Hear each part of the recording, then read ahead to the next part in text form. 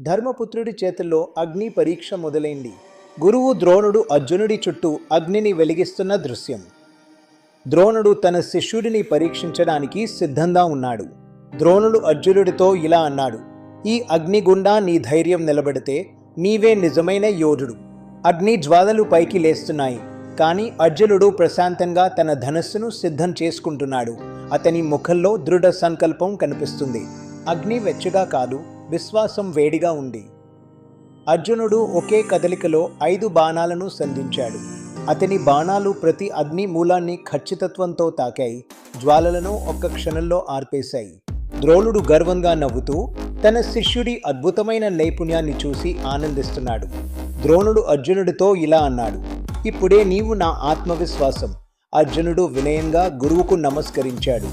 ఈ విజయం భవిష్యత్ యుద్ధానికి సూచన, గొప్ప సంఘర్షణలకు నాంది పలికింది.